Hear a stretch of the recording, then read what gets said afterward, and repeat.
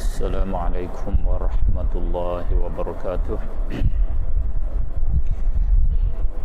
A'udzu billahi minasy syaithanir rajim. Bismillahirrahmanirrahim. Alhamdulillahi rabbil alamin. Wa bihi nasta'in. Wala haula wala quwwata illa billahil aliyyil azim. Wa asyhadu an la ilaha illallah wahdahu la syarika lah. Wa asyhadu anna sayyidana Muhammadan abduhu wa rasuluh. Allahumma ij'al salawatika wa rahmataka wa barakatika ala sayyidil mursalin wa imamil muttaqin wa khatamin nabiyyin sayyidina Muhammadin abdika wa rasulik imamil khairi wa qaidil khairi wa rasulir rahmah. Allahumma ba'athuhu maqaman mahmudan yaghbituhul awwaluna wal akhirun. Allahumma salli ala sayyidina Muhammad wa ala ali sayyidina Muhammad kama sallaita ala sayyidina Ibrahim wa ala ali sayyidina Ibrahim fil alamin innaka Hamidum Majid. Allahumma barik ala sayyidina Muhammad wa ala ali sayyidina Muhammad kama barakta ala sayyidina Ibrahim wa ala ali sayyidina Ibrahim innaka Hamidum Majid. Allahumma aftah alaina abwaaba fadlik wanshur alaina min khazain rahmatik birahmatika ya arhamar rahimin. Rabbana shrah lana sudurana wa yassir lana umurana. Rabbana atina min ladunka rahmatan wa hayyi lana min amrina rasyada. Allahumma waffiqna li isabati as-sawabi wal haqq wa zayyinna bil ikhlas was sidq wa a'idhna min syarril khalq wa akhtim lana bil husna fi lutfin wa afiyah ya rabbal alamin. Allahumma bika asbahna wa bika amsayna wa bika nahya wa bika namut wa alayka natawakkalu wa ilayka an-nusyur. Asbahna wa asbahal mulku lillah walhamdulillahi rabbil alamin. Rabbana nas'aluka khaira hadzal yawm fathahu wa nasrahu wa nurahu wa barakatuhu wa hudah. Rabbana nas'aluka khaira hadzal yawm wa khaira ma fihi wa khaira ma qablahu wa khaira ma ba'dah wa na'udzu bika min syarri hadzal yawm wa syarri ma fihi wa syarri ma qablahu wa syarri ma ba'dah. Rabbana atina min ladunka rahmatan wa hayyi' lana min amrina rasyada. Rabbana atina fid dunya hasanatan wa fil akhirati hasanatan wa qina adzaban nar. Walhamdulillahi rabbil alamin.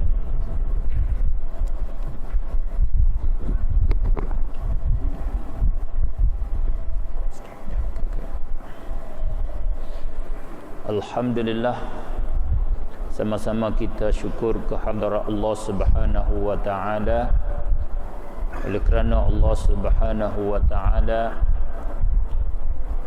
Dia kasih dan sayang kepada kita dengan Dia taufik dan hidayah kepada kita, ataupun Dia tunjuk jalan kepada kita seperti Dia tunjuk aulia-aulia, kekasih-kekasih Dia. Alhamdulillah, kita sangat-sangat rasa gembira, sangat rasa berharga dengan taufik dan hidayah Allah ini. Maka di antara tanda-tanda, ciri-ciri orang yang dapat hidayah daripada Allah Subhanahu wa taala ialah mereka yang berakidah dengan akidah ahli sunnah wal jamaah. Kerana akidah ataupun pegangan yang lain daripada ahli sunnah wal jamaah, sekalipun bukan palsu, bukan salah 100%, tetapi di dalamnya ada sesat, di dalamnya ada kekufuran, wal a'yadzabillah. Maka di antara akidah ataupun buku, kitab, teks akidah yang dipilih untuk menyampaikan akidah Ahlussunnah wal Jamaah ialah kitab yang masyhur dinama dengan Jauharatut Tauhid.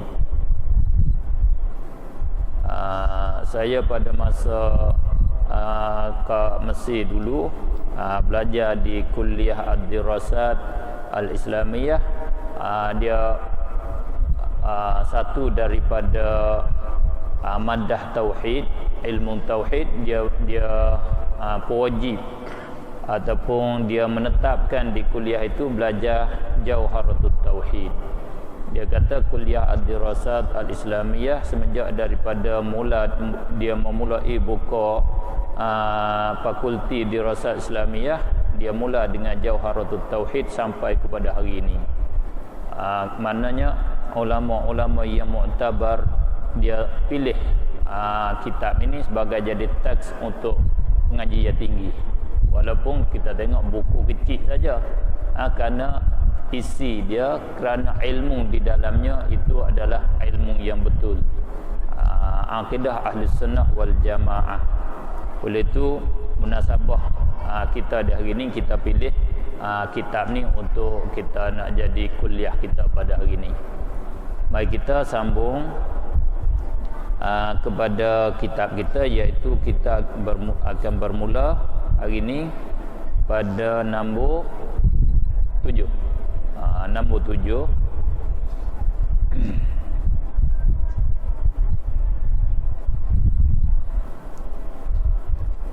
Dia kata qala Syekhul Muallif rahimahullahu taala wa nafa'ana bi'ulumihi fid darain amin.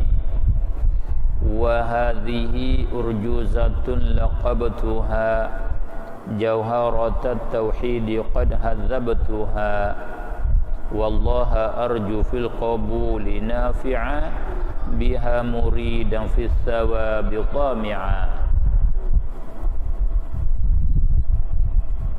Bahasa Melayunya, dan inilah satu nazam dari Bahar Rajaz.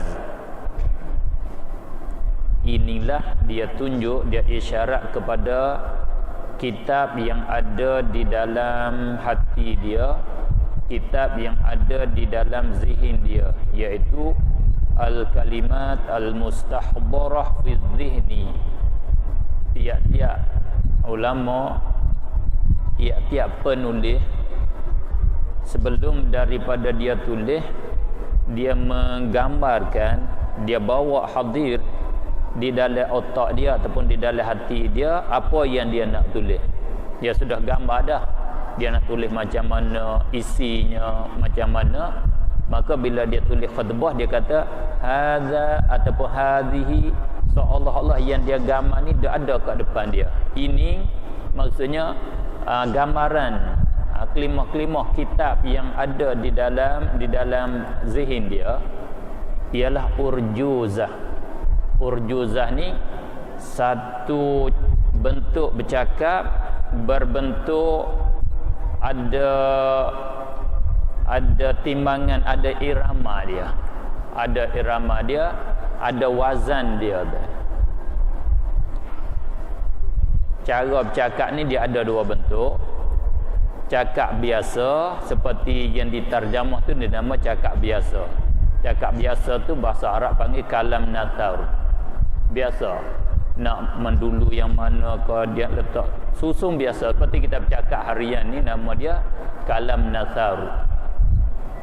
Seperti kebanyakan hadis Rasulullah sallallahu alaihi wasallam, innamal a'malu binniyat, dan upamanya itu kalam nasar. Satu lagi bentuk bercakap dia panggil, dia bercakap dengan cara bernazam.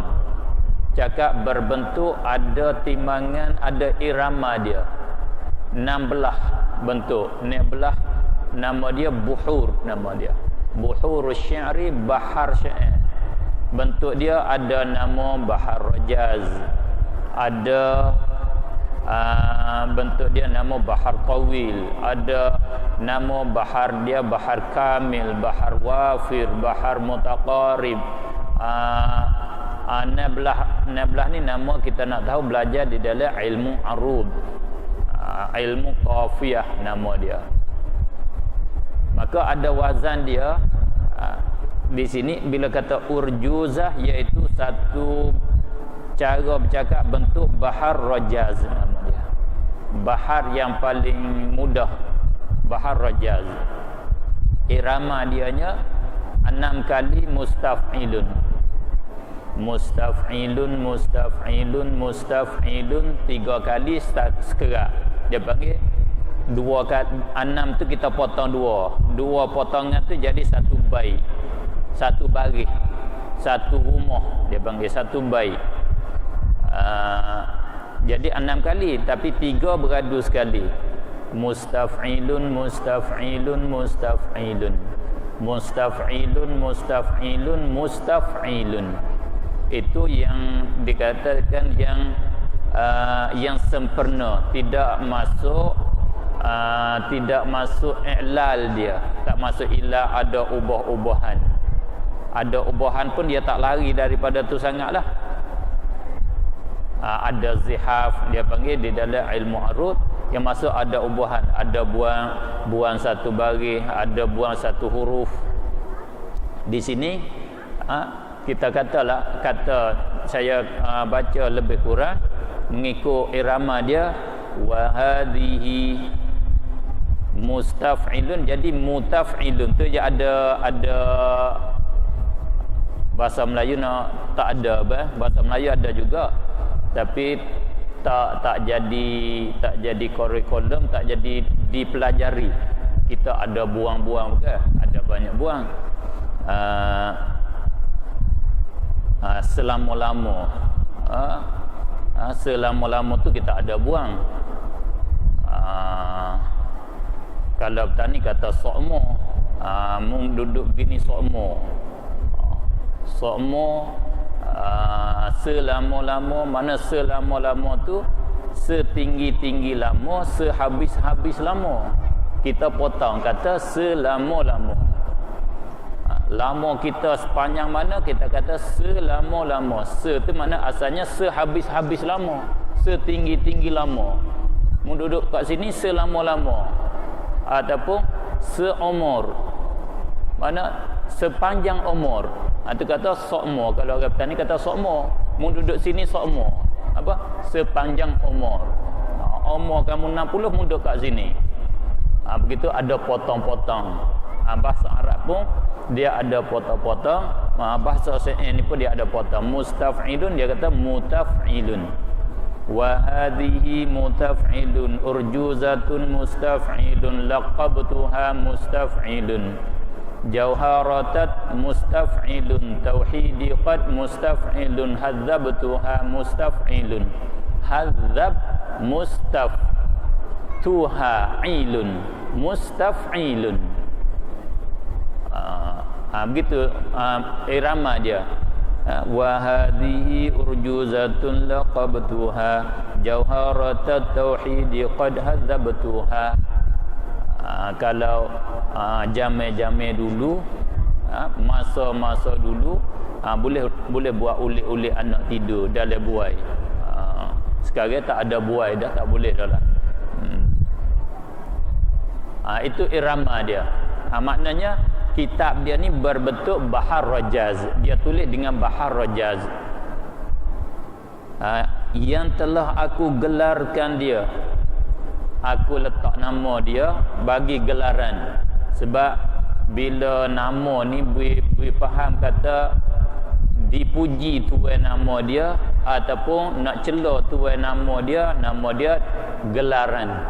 Bahasa Arab panggil laqab, bahasa Melayu panggil gelaran, bagi gelar, nama gelar.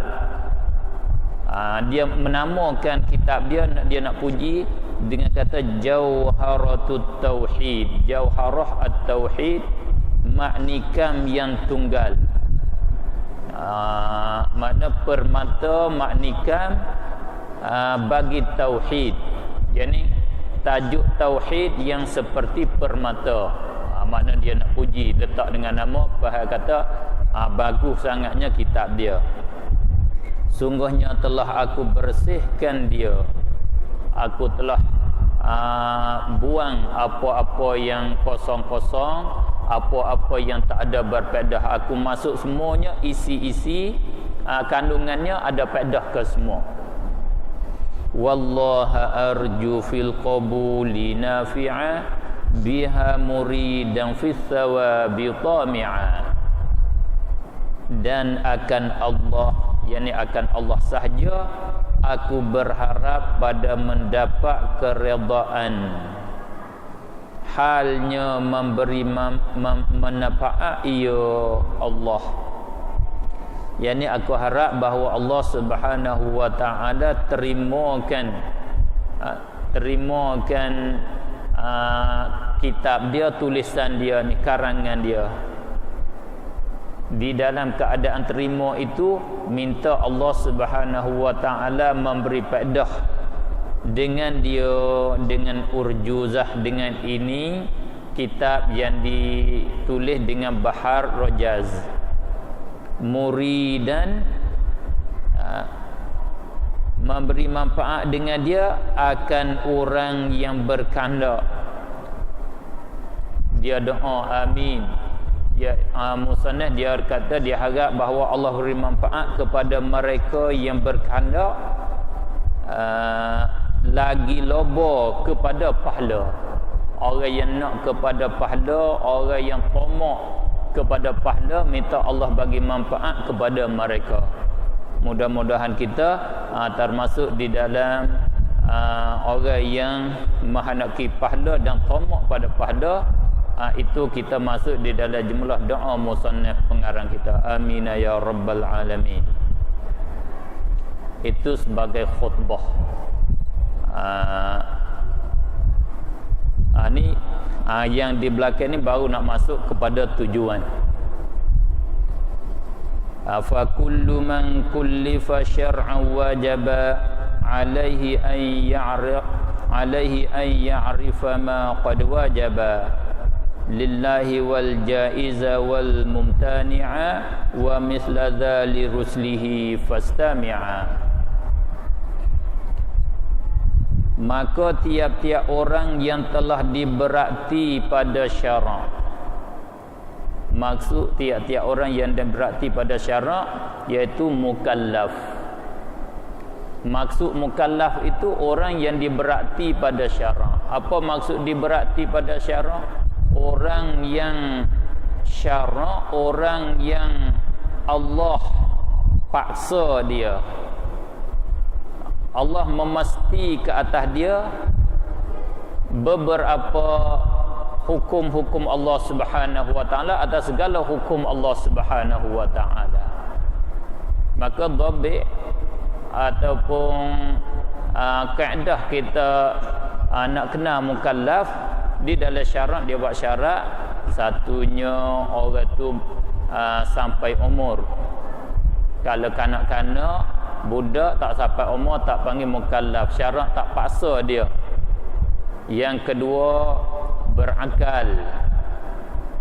Kalau orang gila, syarat tidak paksa dia. Yang ketiga, sampai dakwah, sampai seruan. Kalaulah orang asli duduk di dalam bukit tak sampai seruan, dia tidak nama mukallaf. Bermaknanya dia tidak bersolat, dia tak semaya, dia tak puasa, dia tak kenal Allah Subhanahu wa taala, dia tak salah, dia tak berdosa, dia tak masuk neraka. Dengan sebab dia bukan mukallaf. Kita ke semua, kita sudah sampai dakwah, sampai ajaran agama. Kita berakal, kita sudah sampai umur, maka dinama kita semua mukallafin. Allah paksa suruh kita semaya, puasa, zakat, haji, kena kenal dia. Perkara haram mesti tinggal, perkara wajib mesti dibuatkan. Ini nama dia orang mukallaf, orang yang dipaksa di atasnya oleh syarak. Maka wajib di atas, maka tiap-tiap orang yang mukallaf wajiblah atasnya mengetahui ia akan sekalian barang yang wajib. Barang yang wajib lillah, bagi Allah. Itu dia sambung dengan bait yang kedua, bait yang di bawah. Dan yang harus dan yang mustahil pada haknya Ta'ala. Dan wajib mengetahui akan seumpama yang demikian itu, barang yang wajib, barang yang mustahil, barang yang harus, bagi sekalian pesuruh Allah, maka dengarlah olehmu. Apa maksud dia?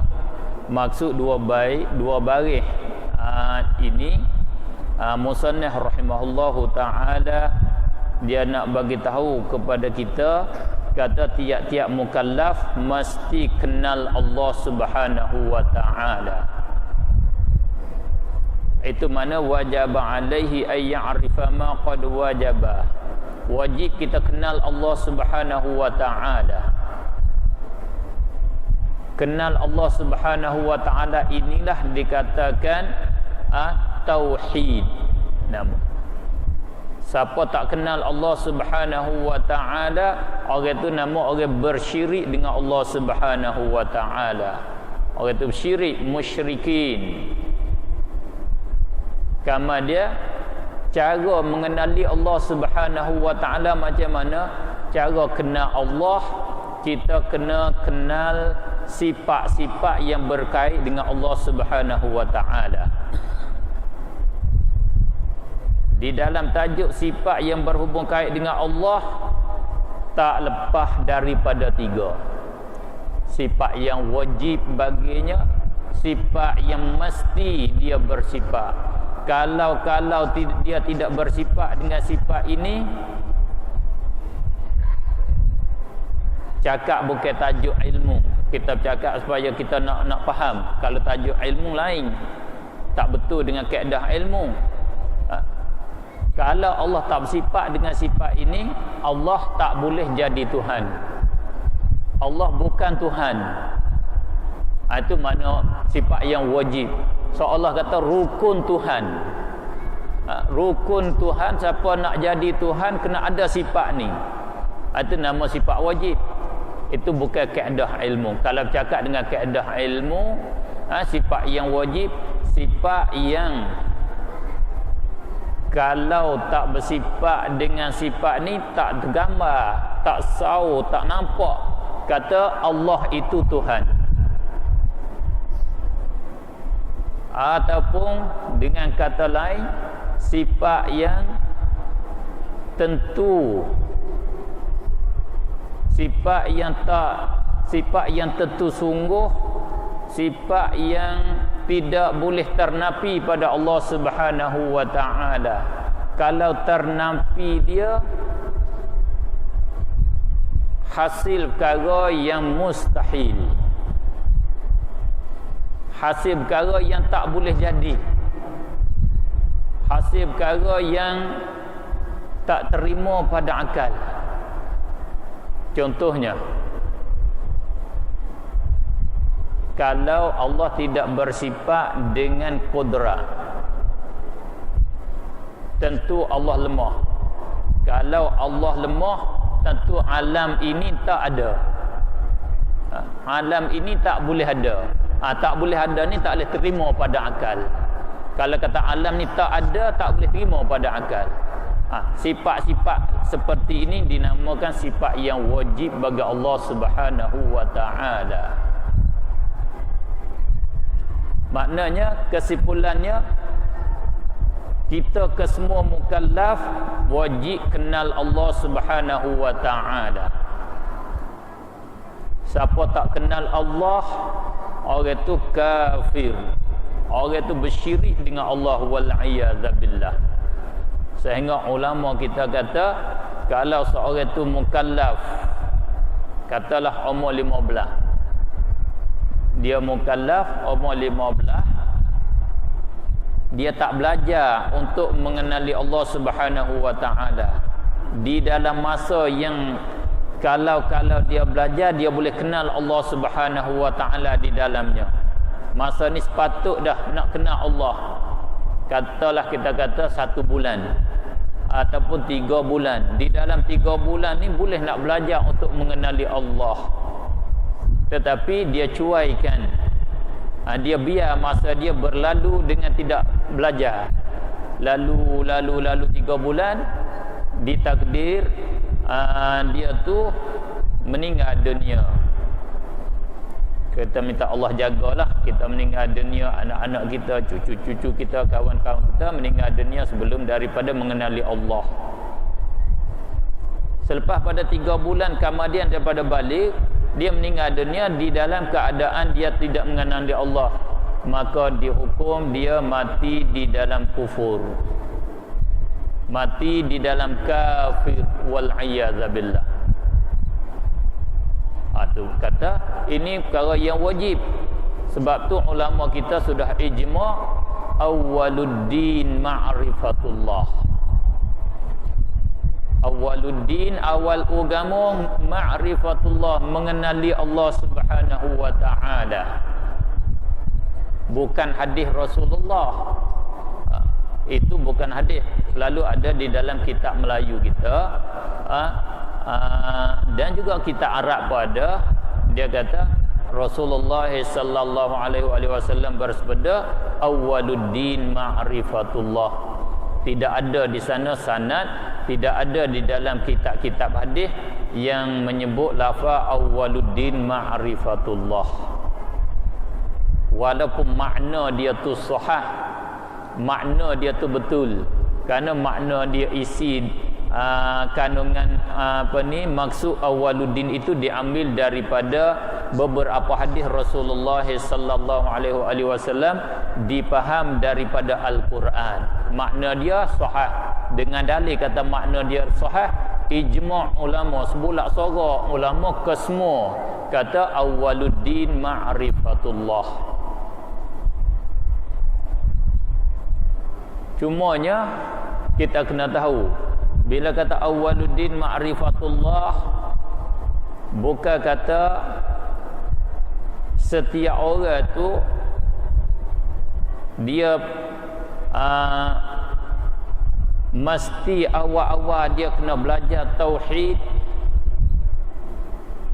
Kalaulah dia sudah ada akidah, dia sudah ada akidah yang memadai, dia sudah belajar dah, umur 7 tahun, 8 tahun dia sudah belajar akidah. Bila dia balik, dia tak belajar lagi sembahyang. Sembahyang itulah yang pertama-tama dia kena belajar. Kalau kita buat andaian kata dia tak ada langsung, kosong, orang ni baru masuk Islam, dia kosong, tak tahu apa, itulah mana awal-awal mesti kita kena ajar tauhid kepada dia, kena ajar cara mengenali Allah Subhanahu wa taala. Itu mana awwaluddin ma'rifatullah. Kemudian cara untuk kita nak ajar, cara kaifiah untuk nak mengenali Allah macam mana. Ulama kita sudah buat kesimpulan di masa yang terkini, di masa yang kemudian ni, ambil cara, iaitu cara kita menyampaikan ataupun cara kita mengenali ma wajaba alaihi, ma wajaba lillah, wal jaiz wal mumtani'. Kita tahu barang yang wajib bagi Allah, barang yang mustahil di atas Allah, barang yang harus bagi Allah.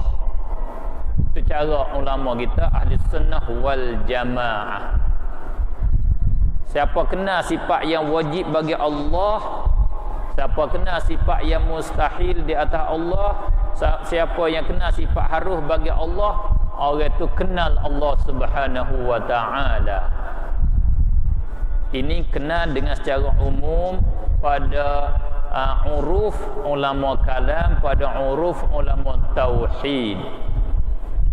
Adapun kenal Allah yang dipanggil pada istilah, pada uruf orang tasawuf, dia panggil orang arif billah, orang yang kenal Allah sebenar-benar kenal.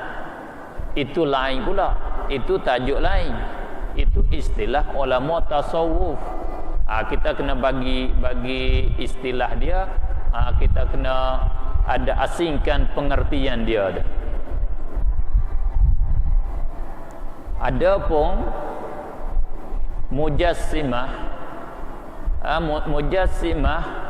ataupun salafiyah, cara dia untuk nak memperkenalkan Allah, dia memperkenalkan dengan tauhid 3. Cara dia kenal begitu. Ini tak sama. Cara dia nak menyampaikan tauhid, dia menyampaikan dengan secara tauhid 3. Kita kena kenal uluhiyatillah, kita kena kenal rububiyatillah, kita kena kenal asma'i was sifat. Itu cara dia. Maka cara ini tak mesti, tak wajib. Yang penting kita kenal Allah Subhanahu wa taala mengikut sebagaimana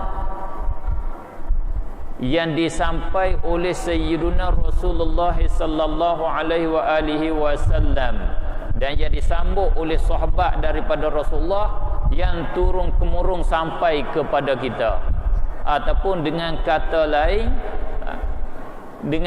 lain, kita kenal Allah Subhanahu wa taala mengikut apa yang Allah memperkenalkan dia di dalam Al-Quran, mengikut apa yang Rasulullah sallallahu alaihi wasallam memperkenalkan Allah di dalam hadis dia. Bagai bentuk cara tak mesti. Bandingnya, contohnya seperti kita belajar Al-Quran. Masa saya dulu, saya belajar dengan cara kaedah Baghdadiyah. Alhamdulillah, satu cara yang barakah. Kemudian dari ini kita tukar cara belajar dengan cara qiraati. Lain kita belajar, tapi sampai kita matlamat sampai. Qiraati pun cara yang barakah. Ubah sikit cara. Ubah cara tak ada pasti. Asal kau sampai. Dulu kita pergi dari sini ke KL, kita pergi jalan kecil. Sekarang kita naik highway. Sampai ke KL, sampai, pentingnya sampai selamat. Jalan mana selamat, kita ambil jalan tu lah. Itu caranya. Maka bagi kita,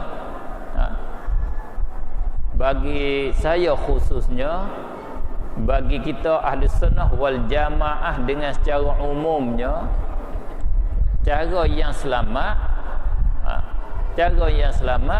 ialah cara yang ulama kita buat, iaitu kita kenalkan barang yang wajib bagi Allah, barang yang mustahil dan barang yang harus. Ini cara yang selamat.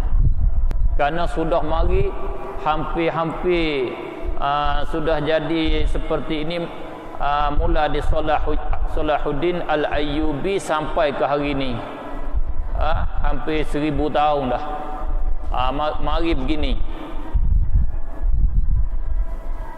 Sebelum daripada ni tu ada cara berbeza. Sebab apa? Kerana apa boleh kata selamat? Saya kata selamat kerana tidak gelincir di dalam faham akidah. Cara tauhid 3 salah dan silap di dalam faham akidah. Bahkan salah silap dia tu bukan sekadar salah dan silap. Salah silap dia sampai kepada sesat, sampai kepada kufur wal iyadzabillah. Dan bukan sekadar sesat dan kufur, dia menyesatkan yang lain dan menyebab bagi yang lain jadi kafir bersama dengannya. Wal'iyadzabillah. Itu kata bahaya.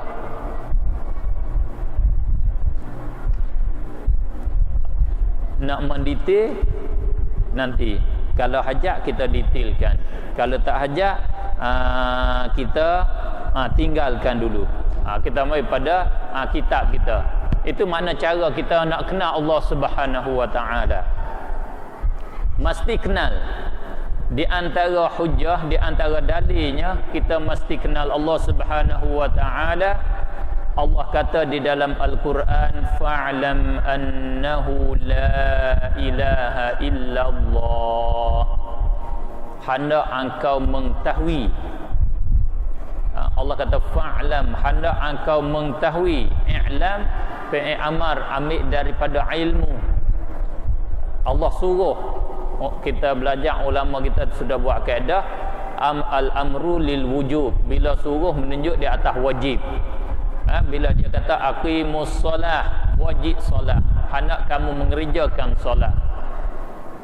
Bila dia kata i'lam, hendaklah kamu mengetahui. I'lam ambil daripada ilmu, hendaklah kamu bersifat dengan ilmu. Apa makna ilmu? Yakin. Jangan 50-50. Kalau 50-50 dia panggil syak. Jangan 49 turun sampai pada 1%. Dia panggil waham. Jangan kita zan 51% sampai 99 pun tak boleh. Mesti 100% kena kamu bersifat dengan ilmu annahu la ilaha illallah. Maklum kita, hak kita mesti tahunya, tidak ada Tuhan melainkan Allah. Tidak ada Tuhan melainkan Allah. Apa makna tidak ada Tuhan melainkan Allah? Kadang-kadang silap kita faham kat situ. Kita faham kata tidak ada Tuhan, yakni tidak ada yang disembah dengan sebenar melainkan Allah. Itu silap di dalam kita menyempitkan, kita mesepitkan, mempicikkan makna ilah. Setengah daripada silap, setengah daripada salah pada syarak, faham makna pada syarak, dipaham makna ilah, iaitu al-ma'budu bihaqqin faqat, yang disembah dengan sebenar sahaja. Itu silap di dalam faham. Kerana ilah, sebagaimana isti'malatil Quran, sebagaimana pakar Al-Quran, lafaz ilah di dalam Al-Quran dipakai dengan makna Tuhan, bukan semata-mata yang disembah.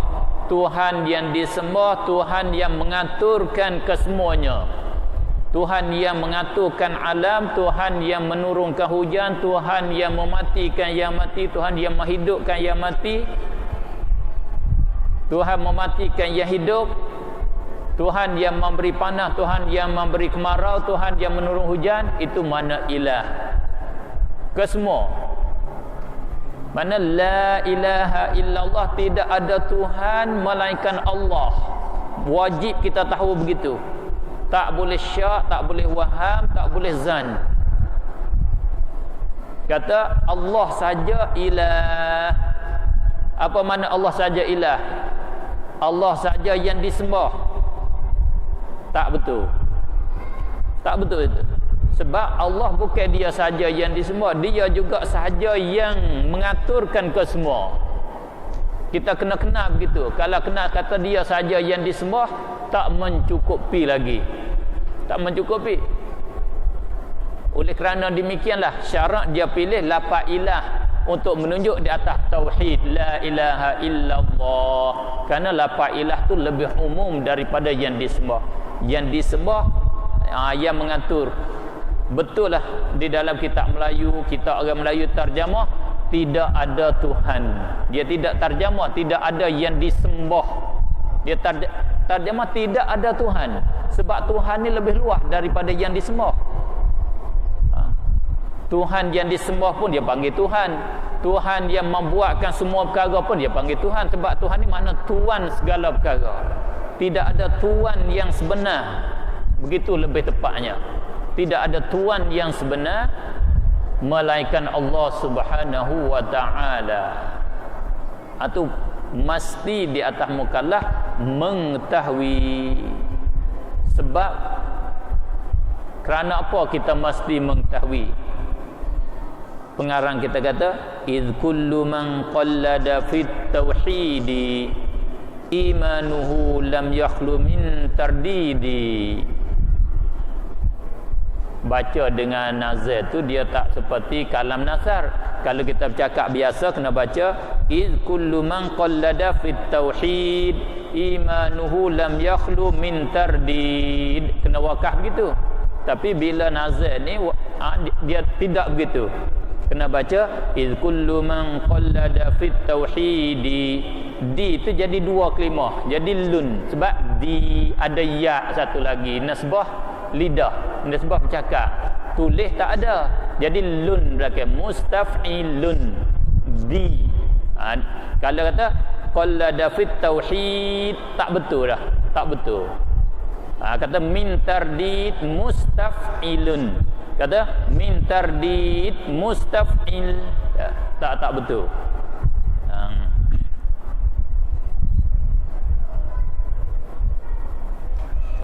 Imanuhu lam yakhlu min tardidi mustaf'il. Situ bukan mustaf'ilun, mustaf'il. Tardid dia buat, nama dia buat sebab khafif. Kalau kita belajar dalam Arab, lun tu nama dia panggil sebab khafif. Dua huruf, huruf yang kedua sakin, lun, bunyi lun tu nama dia sebab khafif. Bila buang hak tu mustaf'ilun jadi mustaf'il, itu panggil sebagai arud bagi bahar rajaz. Tauhidi mustaf'il tak cukup tu, kira tak cukup. Kalau kita kata tadi 6 kali mustaf'ilun, dia tak cukup lun satu tu, kena potong lun tu baik. Boleh bila kita susun di dalam bahar ni, kita tahu tepat kena boleh potong tak boleh potong dia tu. Sebab tu orang yang boleh bernazar ni orang yang mahir di dalam bahasa Arab, mahir di dalam ilmu bahasa Arab. Sebab tu saya kagum kepada Tok Syekh Ahmad Al-Patani, dia orang Melayu ni, Tok Syekh Ahmad Al-Patani dan anak-anak murid dia. Dia boleh bernazar, dia boleh bercakap dengan bahasa Arab dengan cara bernazam. Kita jangan kata nak bercakap tahu bernazam pun tak tahu. Kita tahu irama menazam ni ada berapa? Tahu dah, aku belajar dah tadi. Macam mana? Tahu, aku tak tahu dah. Wazir-wazir dia pun kita tak tahu. Apa kita nak tahu penyakit, cara i'lal, cara boleh buat dia? Mana Tok Syekh Ahmad ni seorang daripada tokoh ulama di dalam alam kita Melayu. Tinggi ilmu dia boleh menazir dengan tauhid seperti jauharah. Ada nazir dia, nazir tajuk ilmu tauhid tetap sama lebih 100 bait lebih sama dengan jauharah. Dia boleh menazir dan dia hatta dia bercakap dengan raja-raja Melayu, dia hantar surat dengan bahasa Arab, tulis dengan cara bernazam. Tok Syekh Ahmad. Di sini dia tak cukup. Iz kullu man qallada fit tauhidi jadi mustaf'il. Imanuhu mustaf'ilun lam yakhlu min mustaf'ilun tardidi mustaf'il. Tak jadi mustaf'ilun, dia buat lun keluar. Sebab apa mesti kita kena yakin? Kerana tiap-tiap orang yang bertaklid pada ilmu tauhid, orang yang ikut betul-betul ilmu tauhid dengan tidak mengetahui, dia sendiri tak mengetahui, dia ikut saja. Guru dia kata Allah ada, dia pun Allah ada. Guru dia kata Allah tak seperti dengan yang baru, dia kata Allah tak seperti dengan yang baru. Guru dia kata Allah tidak beranggota, dia kata Allah tidak beranggota. Itu nama dia taklid, ikut perkataan orang lain dengan tidak tahu dalil. Itu nama taklid, ikut akan yang lain dengan tidak tahu dalil, dengan tidak tahu hujjah, Dalil dia kat mana? Kamu faham kat mana? Dah, aku tak faham, aku ikut saja. Maka tiap-tiap mereka, tiap-tiap orang yang bertaklid, imannya tiada sunyi daripada syak atau keraguan. Iman orang taklid ni dia tak lepas daripada syak. Mesti dia ada ragu-ragu. Maka ragu-ragu di dalam iman tidak sah iman. Siapa ragu 1%, maka dia keluar daripada iman dah. Dengan sebab demikian Imam Abu Hanifah rahimahullahu ta'ala, dia kata aslul iman, asal iman tu wahid, satu saja, tidak berbeza. Iman anbiya, iman nabi dengan iman kita, iman malaikat, iman sahabat, sama saja. Tetap aslul iman, tetap keyakinan kita dengan Allah Subhanahu wa taala, keyakinan kita dengan Al-Quran, keyakinan kita dengan malaikat, satu saja. Sebab dia kata, sebab kalau kurang, ada orang ni kurang iman dia, kurang dia jadi kufur. Dia mesti full, iman mesti full 100%. Tak boleh kurang sikit pun tak boleh. Kalau kurang turun, pakai kufur dah dia. Oleh itu bila kita taklid, takut-takut dia menurun. Memang dia menurun bila kita taklid. Cuba kita tengok, ada ramai dah daripada kumpulan orang yang taklid, bila disyaki kata Allah Subhanahu wa taala itu macam mana dia tidak beranggota. Kalau tak beranggota kita nak kenal macam mana dia, sedangkan di dalam Al-Quran menyabitkan anggota bagi Allah, kata Allah ada tangan, di dalam hadis kata Allah ada kaki, ada betih, dalam Quran kata Allah ada betih, ada lambung. Macam mana mengkata Allah tidak beranggota? Nampak juga tu. Dia ada dah, aku nampak juga. Berasa nampak dah dia, sebab dia iman dia taklid saja. Bila orang buat tashkik, buat meragu-ragukan, dia rasa ragu dah dia. Bukan semata rasa ragu, dia terujung dah kereta, kita turun naik kereta lain dah. Bila naik kereta lain pula, belah ni buat ragu pula. Mu boleh nak sapa ke tak mu naik kereta tu. Nampak angin tak berapa kuat tu, lama pecah tayar kat tengah jalan. Kerana di dalam Al-Quran hadis betul-betul daripada sahabat, daripada orang salaf, kata Allah Subhanahu wa taala tidak beranggota, laisa kamitslihi syai'. Allah tidak seumpama suatu pun. Tidak sabit daripada seorang sahabat pun, daripada seorang salaf as-salih menyabit anggota bagi Allah. Bahkan sudah ijma' daripada as-salafus salih, Allah tidak beranggota. Gitu ke? Gitu pula dah. Dia masih terujung kereta ni, mari naik kereta ni pula, begitulah dia. Akhir dia, aku nak berjalan kaki dah, aku tak mau naik kereta kiri, kereta kanan, pakai berjalan kaki senang aku. Dia berjalan, tidak peduli yang mana dah. Itu panggil lam yakhlu min tardidi, imanuhu lam yakhlu min tardidi. Iman dia tu berpapah, iman dia tu 50-50. Dia panggil orang duduk di atas pagar, muzabzabina, bertolak kiri kanan, tak tentu dia nak ambil arah, tak tahu dia nak berhadap ke arah mana. Oleh demikian wajib di atas mukallaf mengetahui ma'rifah, wajib dia berilmu. Fa kullu man kullifa syar'an wajaba alaihi an ya'rifa ma qad wajaba alaihi an ya'rifa. Wajib di atasnya bahawa dia mengetahui, wajaba alaihi an ya'rifa. Ma'rifah, ma'rifah itu mengenali, kenal betul-betul. Bila kenal betul-betul, semacam kita kenal anak kita, bila kita kenal isteri kita, kita kenal guru kita katakanlah, kalau orang kata bukan gurumu, ni bukan isterimu, ni bukan anakmu, mari siapa pun sejuta orang pun kita tidak bergonjang, tak bergowai dah. Kita kata pula menggila. Kita sanggup kata begitu pula kalau orang ingkar anak kita, sebab kita kenal sungguh.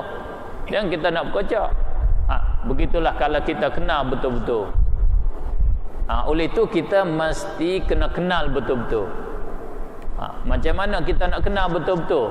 Insya-Allah ni kita melalui kitab ni, insya-Allah nanti kita akan boleh kenal betul-betul. Sekarang lah ni naik kereta saya bawa dulu. Naik dulu. Dia nak kenal betul-betul, kena kita boleh bawa sendiri. Selama mana kita duduk balik belakang ni, kita break dengan tak ada break lah. Nampak tempat corner kuat-kuat, driver duduk 100 nel lagi 1 part, kita break dah. Tapi break tak ada break dah. Terus begitulah sebab kita duduk kat belakang. Kita kena sampai kita boleh nampak sendiri. Jarak jauh ni boleh jenjak break, jarak kat sini break sempat ke tak sempat, tu baru kita mari ni, mari ribut, mari angin macam mana pun, berbalik pun dia akan duduk di atas race mula, insya-Allah taala. Begitulah. Sebab tu kita kena angkat taraf kita semua. Dia berasa kata aku nak jadi orang alim. Aku nak pandai sungguh-sungguh. Insya-Allah taala bawa kita kemas. Insya-Allah saya nak bawa cara angkat kita jadi orang alim. Belah tak alim pun berasa aku alim dah. Sebab orang salafi dia angkat taraf orang dia jadi orang alim. Bukan dia pergi belajar 2 minggu balik mari alim. 2 minggu dia belajar alim. Contoh mana? Dia pergi 2 minggu balik mari makluk bid'ah, Rasulullah tak buat. Dia tak ada pakai Quran hadis terus dah dia. Berdoa lepas sembahyang tak boleh, bid'ah Rasulullah tak buat. Alim dah dia. Masya-Allah 2 minggu dia belajar alim. Sebab tu saya pun nak bagi buat kita alim kata. Kalau tak alim tak boleh lawan dengan alim sana. Gitu cara dia, cara buat puja nafsu kita sikit. Kalau tidak kita malah nak belajar. Aku tak cakap belajar dah. Mari guru tu gayak sifat 20, aku tak faham-faham pun. Tak faham-faham siapa kat hari ni. Oleh itu kita cuba cara. Kita akak cara sikit. Ubah cara, benda sama. Macam kita kata kita belajar sifat 20, bagi pihak sebelah lagi dia belajar tauhid 3, dia ubah cara. Sebab tu kita tak boleh taklid, itu maksud tuan kitabnya. Tak boleh kita taklid, mesti kita kena yakin. Bahkan taklid ni di tajuk mana-mana pun dia begitulah. Kalau tajuk dunia pun gitu. Macam kita sekarang dunia WhatsApp, dunia internet. Masuk dalam WhatsApp kita, masuk dalam internet kita, masuk di dalam Facebook kita tengok ini berita-berita. Bila orang kata, betul ke tu? Tahu ada kawan hantar. Begitulah. Dia tak kemas. Kalau dia tak tahu sendiri, dia tak kemas. Kita kena tahu sendiri. Macam pengalaman saya di dalam ilmu. Contohnya selalu kita kata hadis Rasulullah awwaluddin ma'rifatullah. Karena kita terima dengan taklid. Bila mari di masa belakang ada orang yang meragu-ragukan, betul ke hadis tu? Hadis kat mana hadis tu? Kita pun ya ke? Tengok-tengok balik, nampak tak tahu. Tu jadi ragulah kita sebab kita semata taklid dia aja. Ini pengalaman saya. Sebab tu bagi saya, apa yang saya terima selama mana saya tak boleh tengok di tempat sendiri, hak guru saya kata dan yang si penceramah kata, bila tidak ada marajak tempat sumber rajak ke dia, saya tak boleh tengok. Saya rasa tak berpuas hati, rasa tak kemah, tak boleh nak memutus 100%. Kena tengok, ini ada di dalam kitab ni, ini ada di dalam kitab ni. Saya selalu terima. Bila kita musafir, bila kita musafir sampai ke Kuala Lumpur kat sini, kita semaya jamak dan qasar kat sana. Bila balik kat sini, belum lagi masuk asar. Belum masuk asar, wajib ke tak kita i'adah asar? Sebab kita sampai kat sini tak masuk asar lagi. Saya terima selalu ada kata bila sampai kepada kampung halaman, kita tak masuk lagi waktu asar, kita kena i'adah, kena semaya semula asar. Saya pun bila mengajar di soal saya kata begitu, kena i'adah. Bila kita cek balik tengok, bacalah kitab ulama, bacalah kitab Imam Nawawi Minhajut Talibin. Oh, kalau kata i'adah tu kul yang kedua, pendapat yang kedua. Pendapat yang pertama tak wajib i'adah. Oh, pula dah. Ada yang buat kata, aku ni tak boleh dah, kena tengok sendiri katik dah. Pandai tengok dah ni, Allah nak bagi suruh tengok katik, tak boleh taklid dah. Itu kena tengok lah. Tapi kita yang orang awam ni tak pandai nak baca kitab bahasa Arab, walau bagaimanapun kena naik kereta orang lah. Seolah kata kita ni bagi nak naik kapal, nak boleh bawa kapal ni bukan mudah-mudah. Jangan nak faham hukum agama ni kalau bawa kapal lah. Walaupun boleh nak belajar, tapi nak beli kapal awak belajar tu, nak beli kat mana kita? Susah sikit lah. Naiklah dulu. InsyaAllah satu hari kalau Allah nak bagi izin pada kita, kita boleh masuk di dalam bilik orang bawa pun tak apa dah. Nampak kata cara bawa gini, tak apa dah. InsyaAllah ta'ala paling kurang kita nampak cara driver bawa tu macam mana.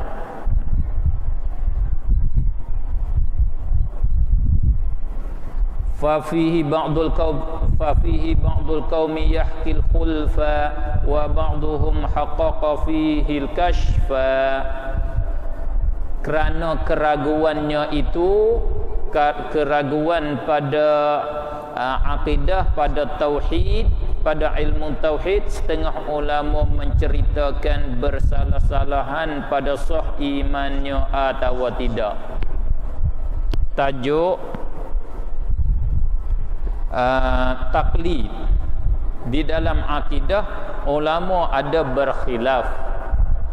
Ada ulama khilaf tentang akidah dia ni sah ke tidak sah. Dia ni masih di dalam kufur ke, dia di dalam masuk dalam orang mukmin. Khilaf ulama. Dan setengah mereka menguatkan ia pada iman muqallid itu akan kenyataan. Setengah ulama kata mesti kita kena ada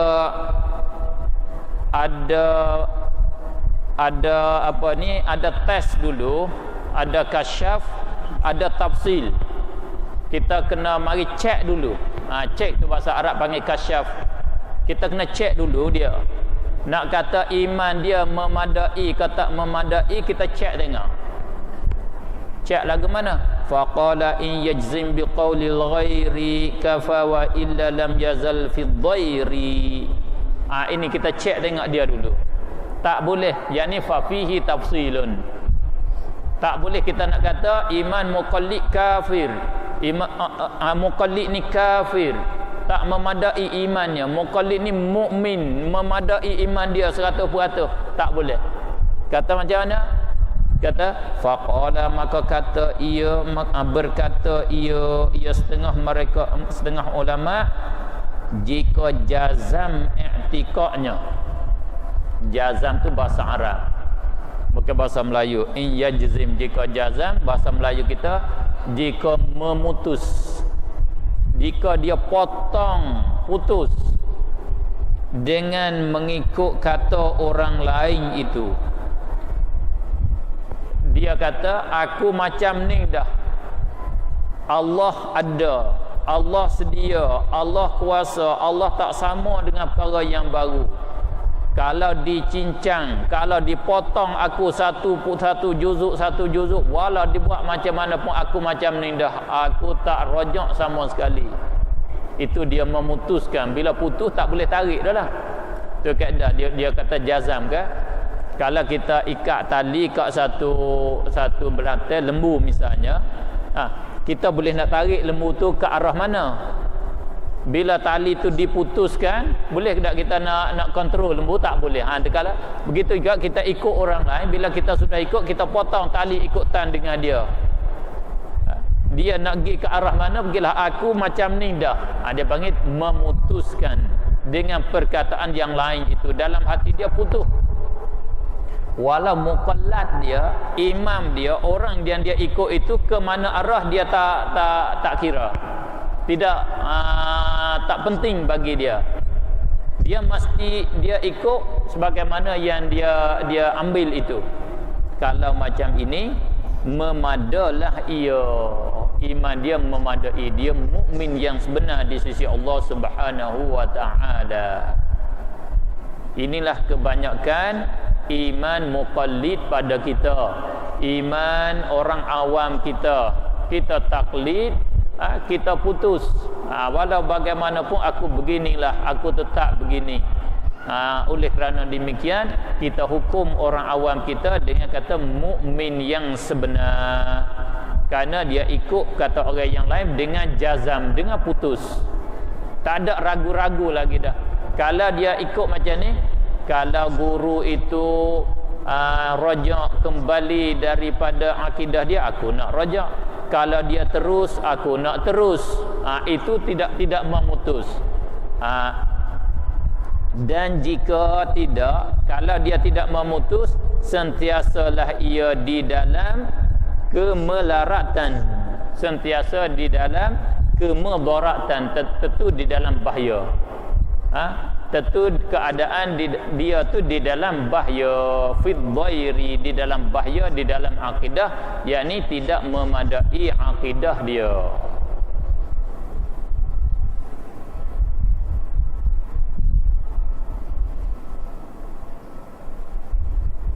Nampaknya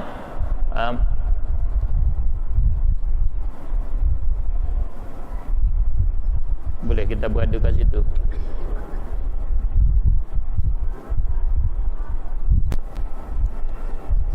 Kitab yang kedua, halamannya yang kelima, halaman 5, bukan? Halaman 5.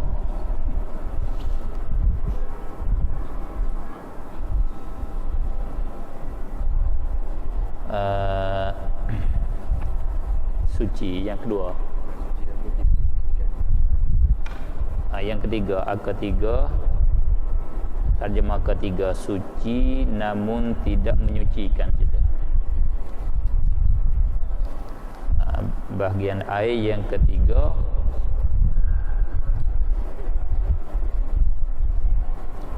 yang ketiga, air suci namun tidak mensucikan.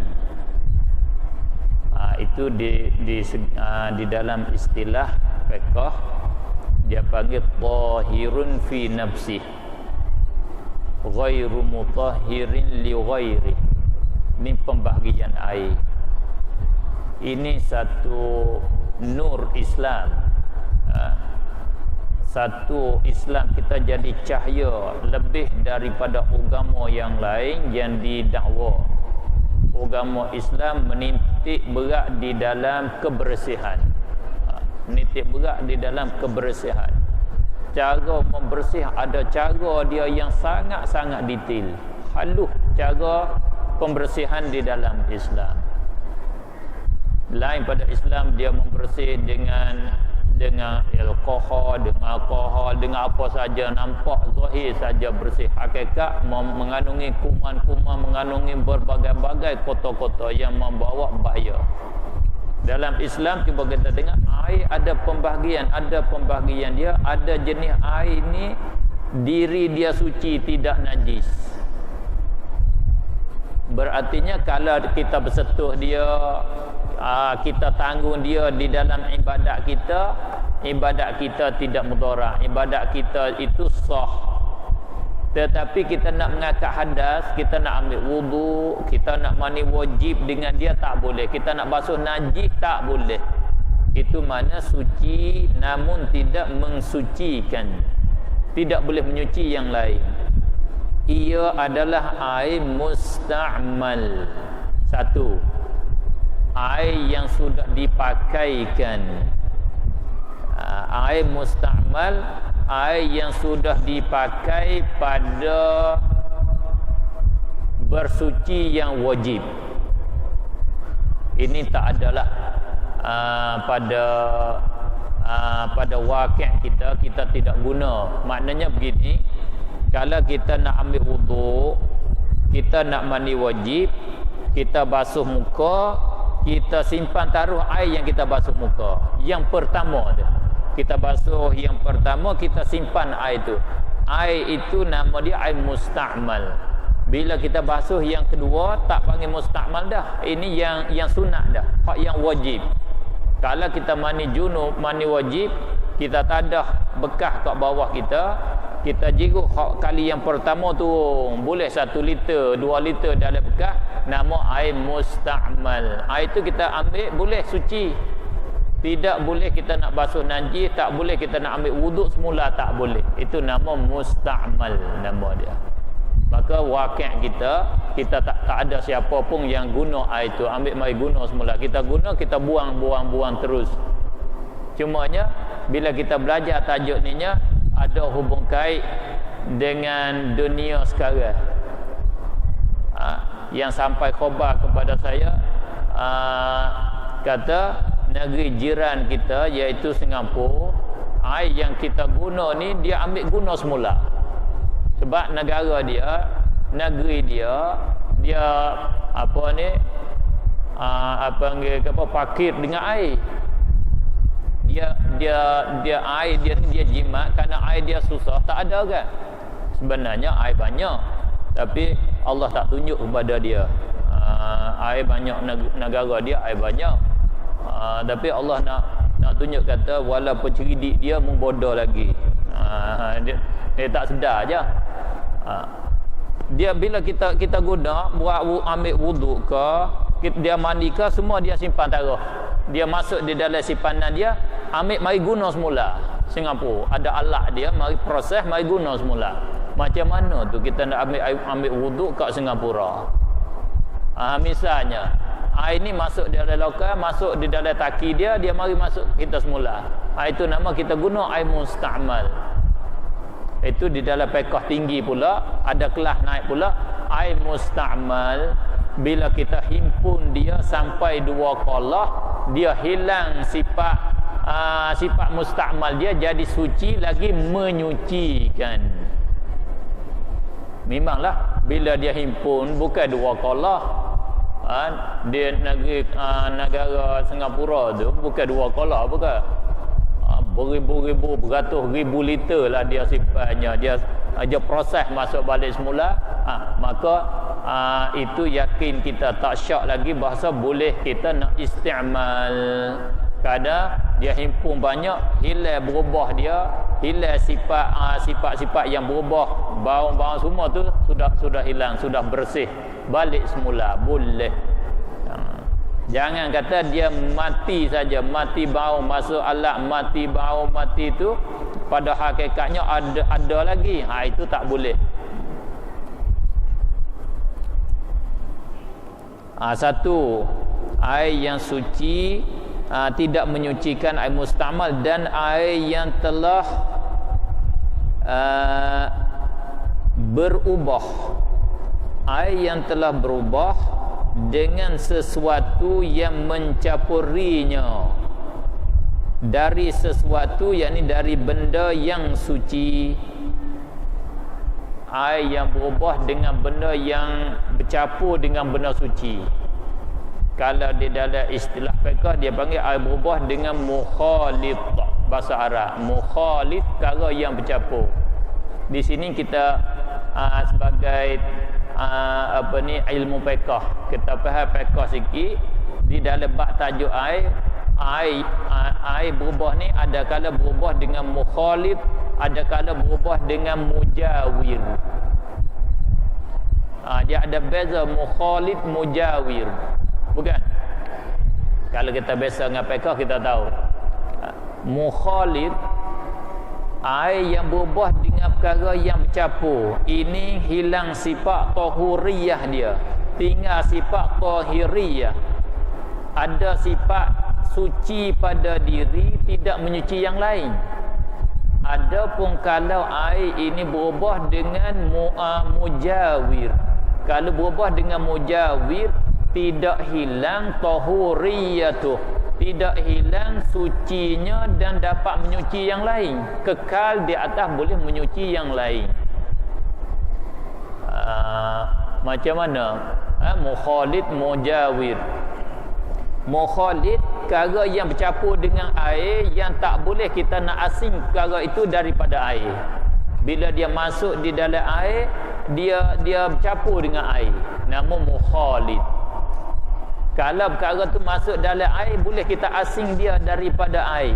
Itu nama mujawir, nama dia. Kayu gaharu. Kita masuk dalam air, dia berubah bau dia. Kayu ni kita nak buang, dia nak asing pada air boleh. Air tu kekal di atas, boleh menyucikan. Kalau masuk masuk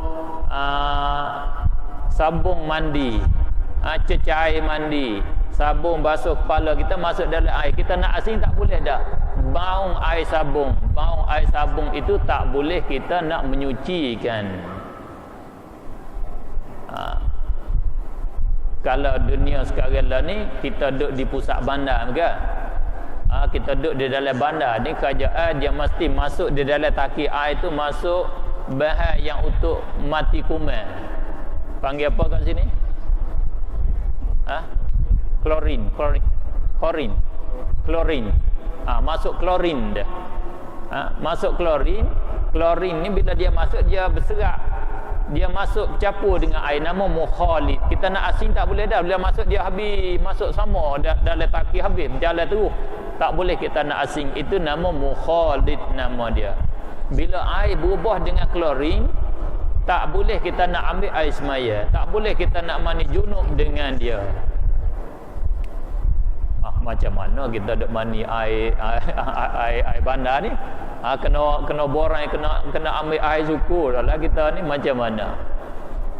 Tak tahulah, saya tak tanggungjawab ni. Saya kata tak boleh. Saya tak boleh mari ke Melaka kalau saya kata tak boleh. Sebab orang Melaka marah. Pentadbir bandar Melaka tak bagi masuk. Dia kata aku tak boleh masuk klorin dah, sebab apa boleh kata tak boleh. Berubah ni dia ada dua berubah. Satu berubah sebagai berubah yang banyak. Yang kedua berubah semata-mata berubah, tak berubah banyak, berubah sedikit nama dia. Sebab tu wal mutaghayyir ay taghayyuran katsira. Yang berubah sebagai berubah yang banyak. Kalau berubah sikit-sikit, berubah sedikit-sedikit saja, tidak memberi mudarat. Kalau berubah banyak, memberi mudarat. Itu ya. Kalau masuk klorin, itu berubah sebagai berubah banyak, tak boleh.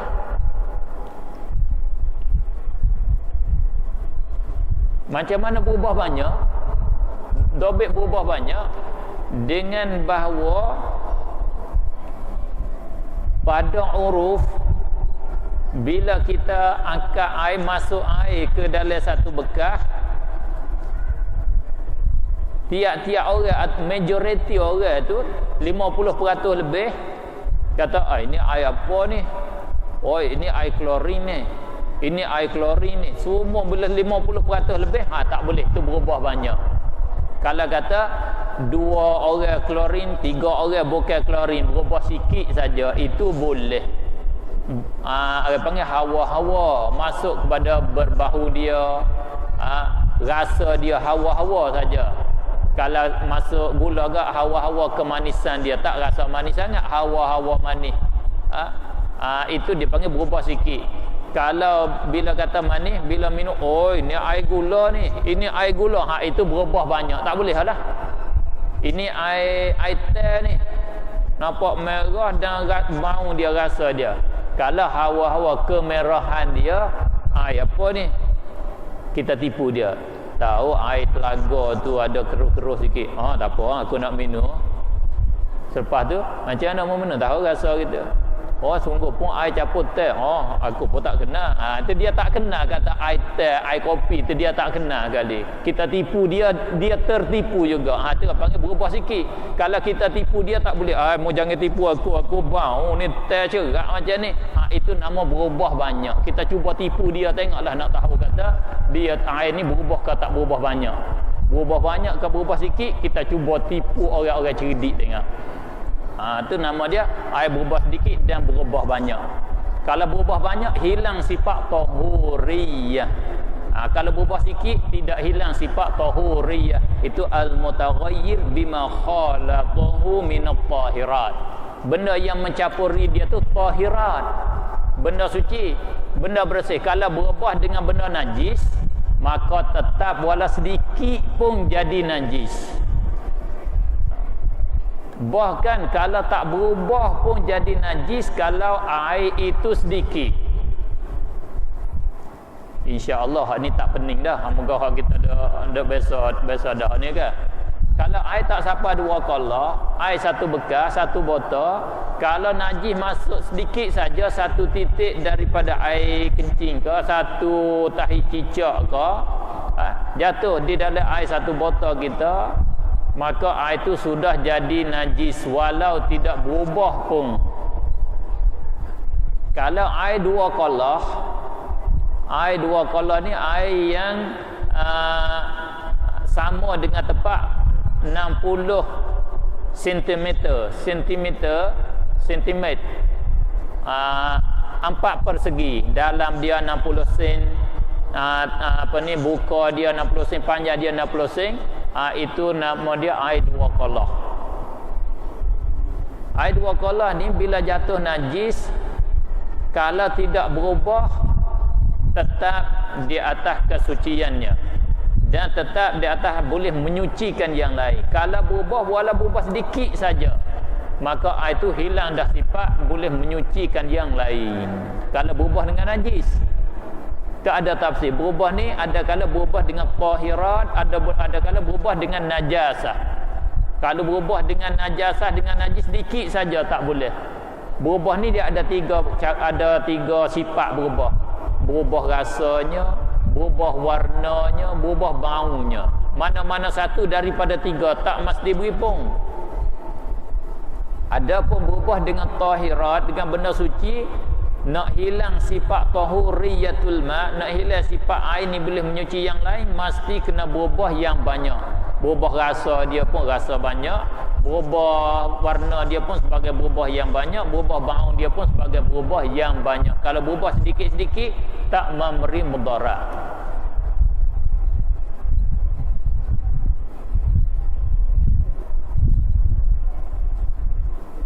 Itu mana dari berubah dari sesuatu yang suci. Yang keempat, air najis.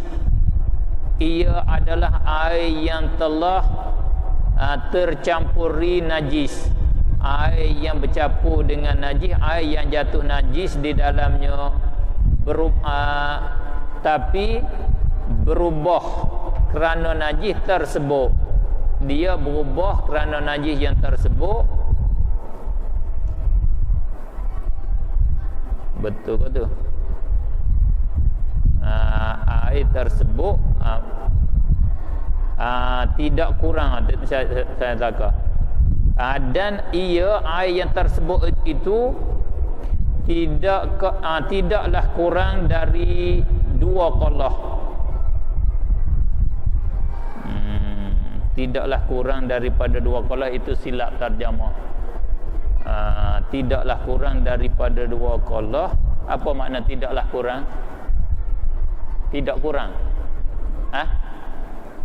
Tidak kurang, tidak bawah. Tak betul lah. Kalau kata tidaklah kurang, itu tak betul. Kalau kata tidaklah kurang dari 2 kolah, maknanya dia tu tidak sampai 2 kolah. Itu baru betul. Maksud kat sini, sedangkan air yang tersebut itu kurang daripada 2 kolah. Bukan makna tidaklah kurang, makna kurang daripada dua qala. Dun makna kurang, bukan makna tidak kat sini. Wa huwa dunul kullatain, kurang daripada dua qala. Duna, kalimah duna di dalam bahasa Arab ada makna tidak. Ada dun makna kurang. Di sini makna tidak juga, tidak dua qala. Dunal kullatain, tidak dua qala. Bukan tidak kurang, tidak dua qala. Makna tidak dua qala ni tidak sampai dua qala lah. Ke bawah daripada dua qala. Dia ada dun makna di bawah. Dun gulawai fawq, atas. Dun makna taht, dun makna di bawah. Ada dun makna inda, makna di sisi. Makna dun ni ada beberapa makna di dalam bahasa Arab.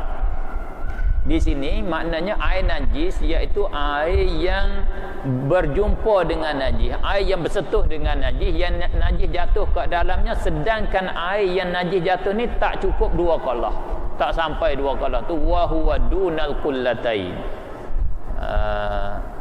Kata terjemah tu boleh jadi penterjemah dia faham macam tu. Kita baca ni kalau segera faham, kita faham kata dia kata tidaklah kurang dari dua qala. Buang kurang tu tak apa, tidaklah buang kurang tu, tidaklah dua qala, dia tak cukup dua qala. Atau dua qala ada atau tu, ataupun dia dua qala.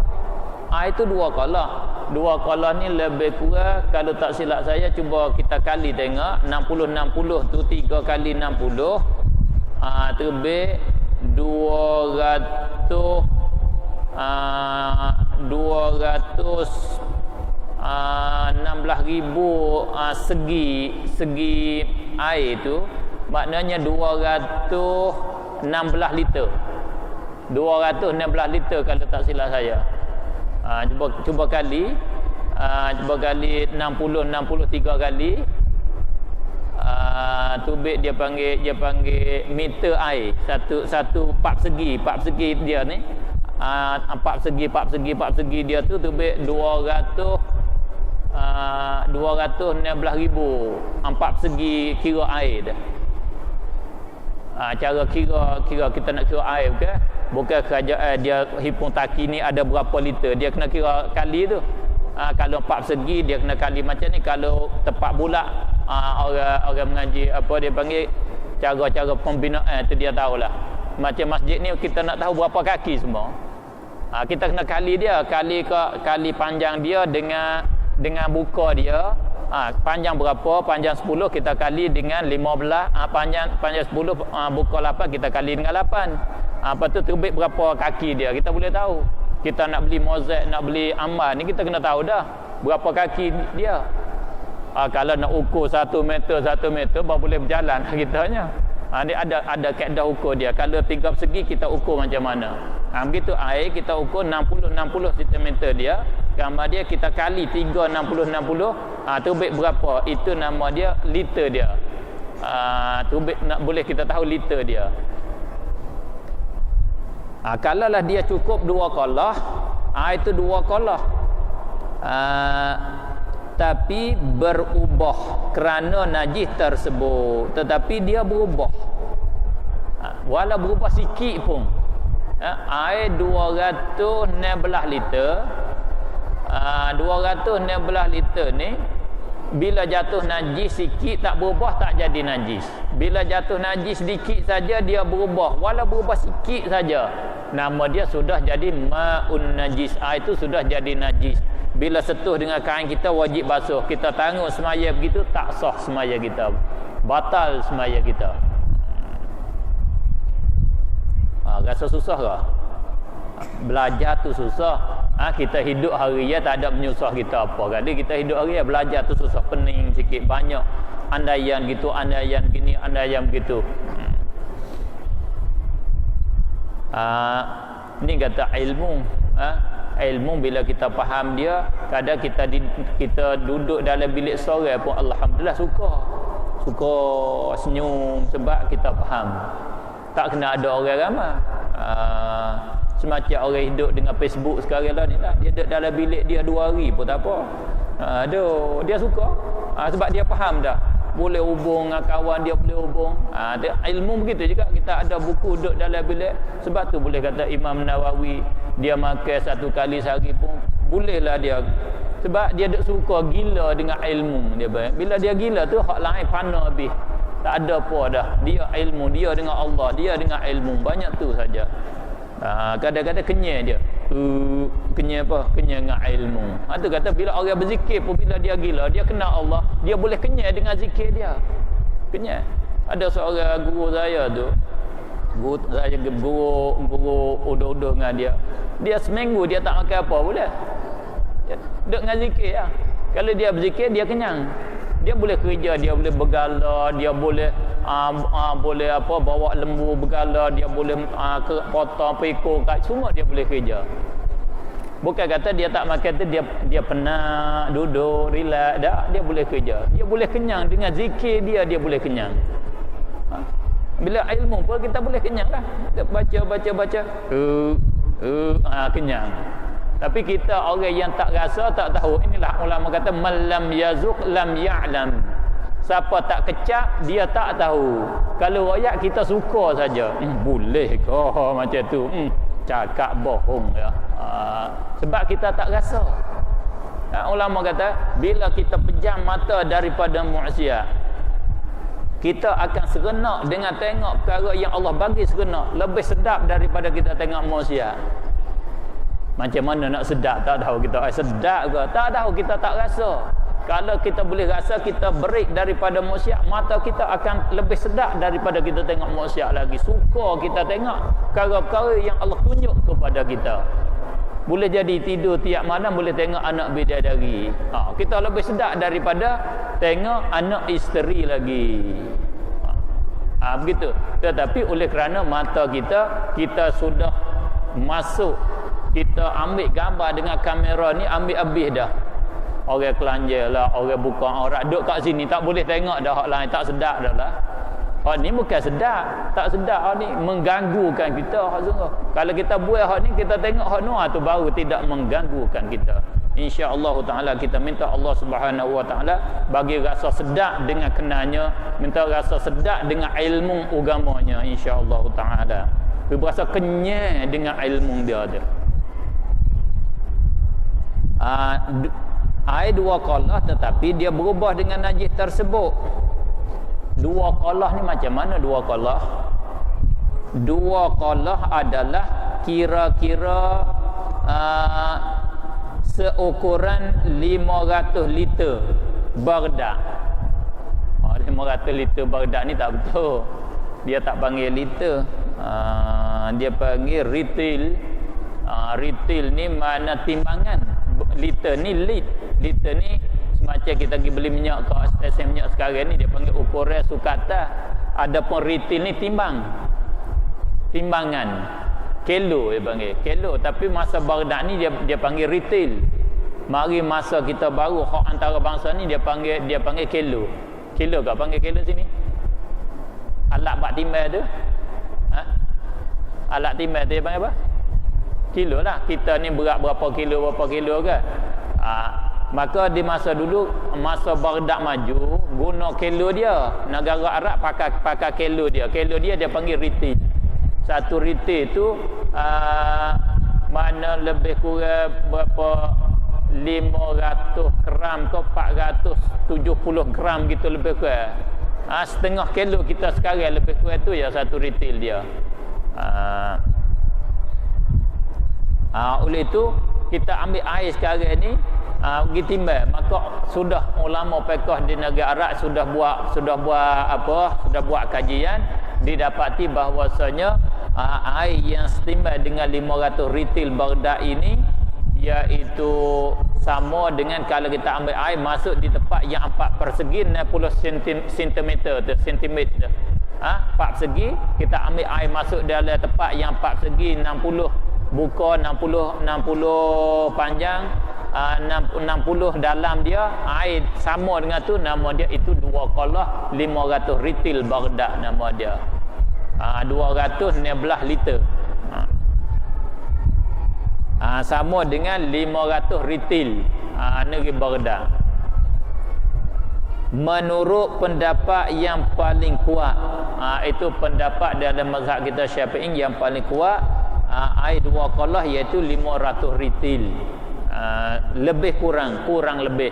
Mana kalau kurang 1 ritil, 216 liter tu 215 boleh lagi. 214 boleh lagi. Kurang tak sampai 3 liter tu boleh lagi. Panggil 2 qalah lagi.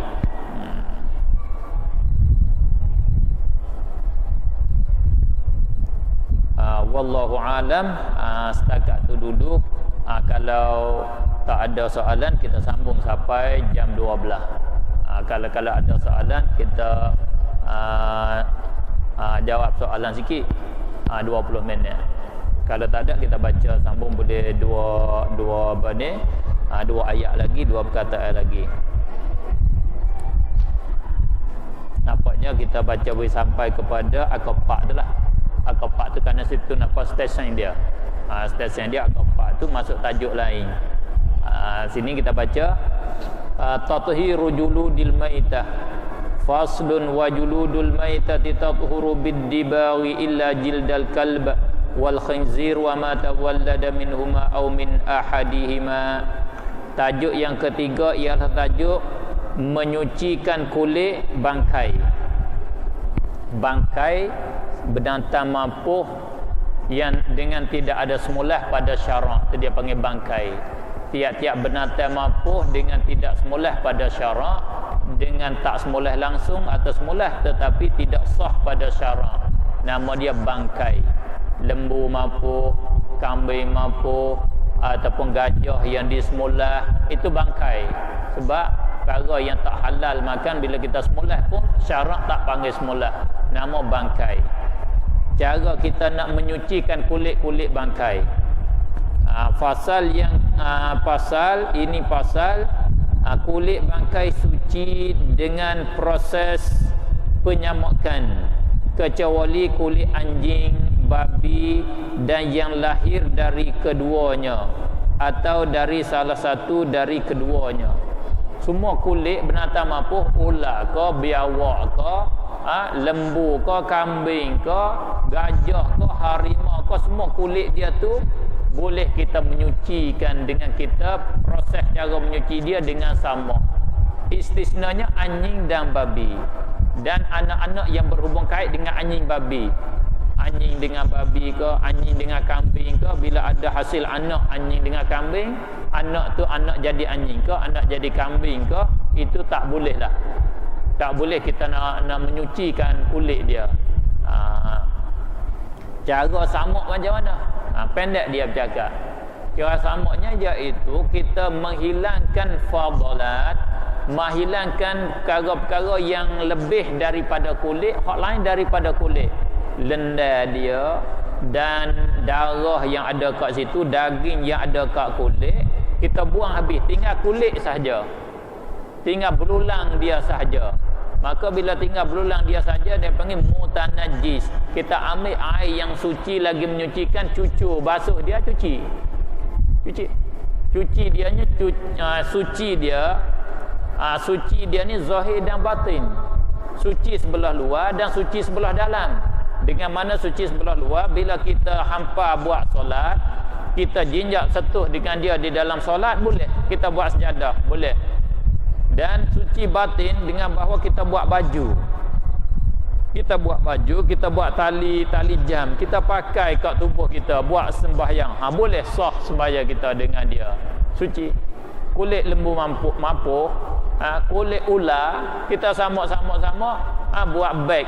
Masuk dalam poket beg duit ke, kita semaya dengan beg duit kita daripada belulang ular, kulit ular. Ular ke yang cantik-cantik, ular sawah, ular selah tu, jangok ke kulit dia. Kita buat beg, kita buat tanggung dia dalam semaya, boleh tak? Boleh.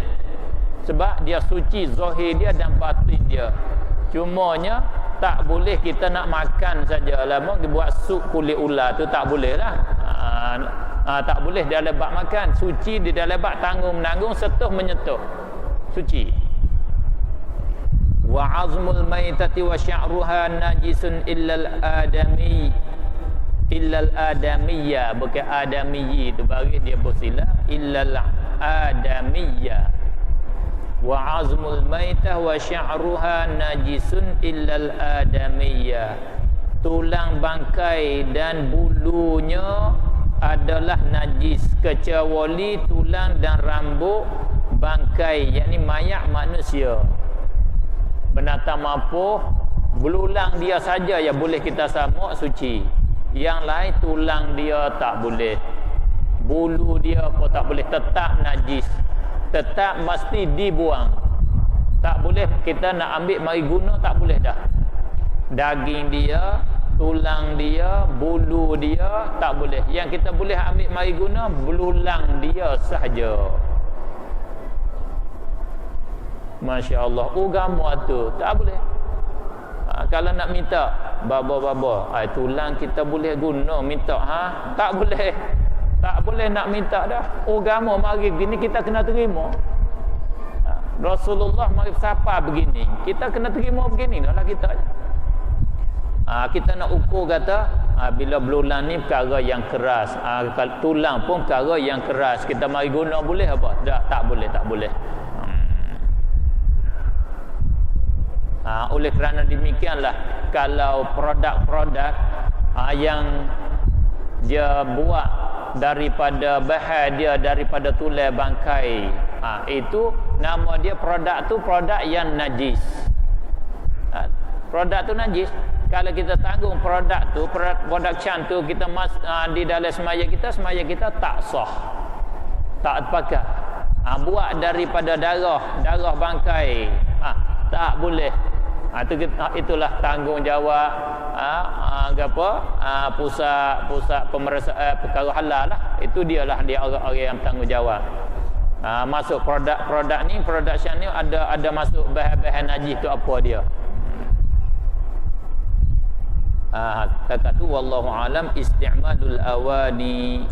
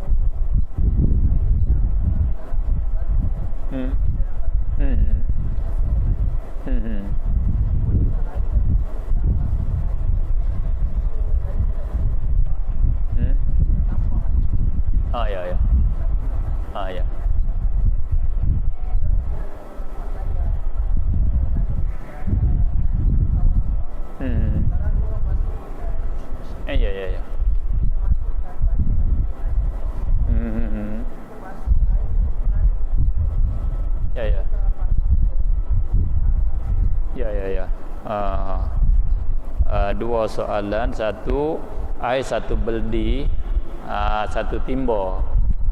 Beldi pun panggil, timba pun panggil. Kalau saya kat sana lah, beldi tu tak banyak sangat, panggil timba. Boleh faham belakang lah, satu beldi, satu timba. Yang ni bila kata satu beldi, timba ni saya panggil alat masuk air yang kecil. Maknanya masuk 10 liter, 5 liter, tu timba dia. Bila nak jatuh najis di dalamnya, kita nak memproses dia supaya dia jadi suci semula balik tu dengan kita tambah air boleh ke tak? Nak proses dia dengan tambah air sehingga sampai 2 kolah boleh. Bila sampai 2 kolah, air tidak berubah, yang kita tambah tu tak berubah, itu jadi suci lagi, menyucikan. Biasanya bila beledi kita dia kecil, kita nak tambah dia ni, dia tak cukup 2 kolah dah lah. Kalau kita ambil air ni, kita pergi masuk di tempat yang besar, taki besar, curah masuk dalam air besar supaya tak rugi air kita. Air beledi kita ni 5 liter, 10 liter saja kita nak buang dia. Kita pergi masuk di dalam kolah, kita buang najis sikit saja yang masuk tu, kita masuk di dalam taki besar kita. Okey. Suci lah. Kalau kita nak tambah kat beledi kita tu tak boleh. Kerana beledi kita tu sudah mutanajjis. Kena kita buang lah. Air tu buang, kita basuh beledi kita, baru kita masuk air semula. Sebab itulah cara yang kalau kita lebih elok lah di dalam tandah-tandah kita tak usah pakai beledi lah yang lebih baik. Kita pakai pahit betul-betul. Pakai pahit, buka pahit, selalu guna air tu. Tapi yang jadi problemnya bila air tak hantar mari, air putus. Tu problem pula kita. Susahlah.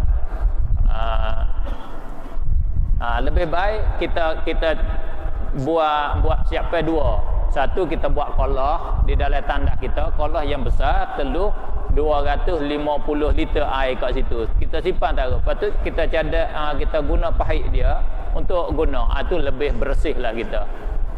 Sebab tu saya suka kalau saya bila sapi, saya suka mari kepada negara saya juga. Ini negara Malaysia ni, saya sukalah ambil kat ni. Saya kata negara kita juga, negara saya juga kat sini sebab saya orang Islam. Sini negara Islam. Sebab tu saya suruh sampai, siapa-siapa boleh sampai kepada PM, siapa boleh sampai pada kabinet kerajaan, bagi tahulah kalau boleh nak masuk Malaysia tak payah pakai pasport lah. Kerana nak masuk negeri dia juga. Bukan negeri Malaysia, bukan negara Malaysia, negara saya juga. Tapi orang Malaysia ni dia tak kenal lagi kata negara saya juga. Dia kata saya duduk kat Thailand. Benar, bila orang Islam boleh pergi tak payah pakai pasport. Buat mudah-mudah jadilah, bagi kertas putih keping mohon tu pergi masuklah negara mu juga. Kata begitu. Insya-Allah Allah berkat negara ni lagi. Mari kat sini, bila masuk kat sini tandah-tandah dia ada tali. Banyak kelah yang saya beradu kat tepi-tepi jalan tu, dia ada pakai tali pahit. Dia ada timba pun, ada beledi pun, dia ada tali pahit. Kalau saya berjalan kat sana, saya bawa dalam kereta saya bila turun ke tanah bawa pahit suku.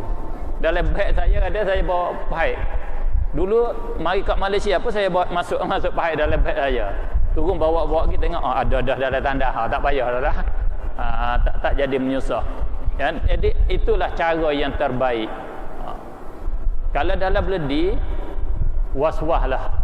Ada orang yang qada hajat masuk ke dalam beledi ke, ada cicak berak ke dalam beledi, susah.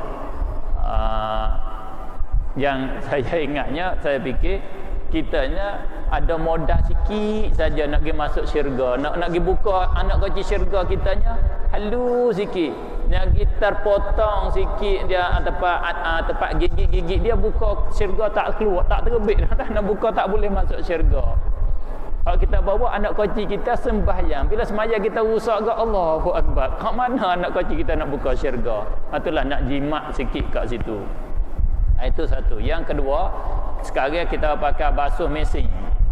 Dengan mesin, dengan alat basuh, maka memanglah pakaian-pakaian kita ni bukan nak bersihkan semua. Ada hak kena najis, ada kena darah, kenapa najis mutawasitah lah, tak usah kira najis mughallazah tu, najis biasa ni, darah ke, air kecil ke, macam mana air duk pusing kat dalam tu, air pusing kat dalam tu, jadi suci ke tak? Proses tu kalau lah air tu dia pusing mari sebelah atas, ada yang sebelah atas, ada yang sebelah bawah, kita pusing dia keluar, kita keluarkan, mari dia masuk air yang kedua, dia kena belakang, kena habis, boleh suci. Cuma agaknya bagi saya pun tak pasti, agaknya kena buka air tu banyak kali sikit lah, bagi banyak kali sikit, bagi banyak sikit.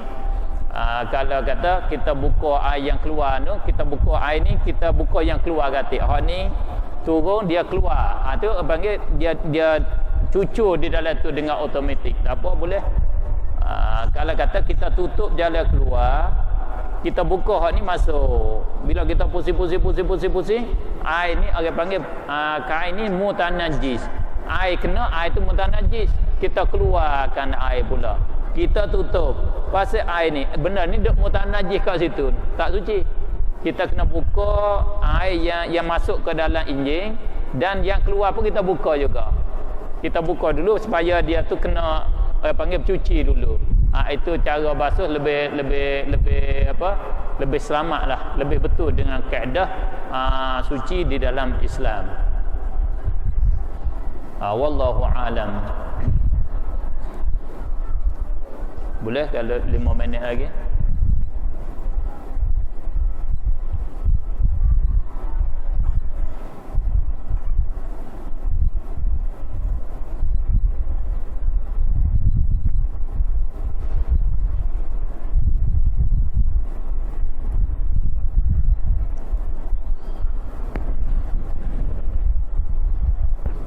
Betul ke jam ayat ni? Apa lah?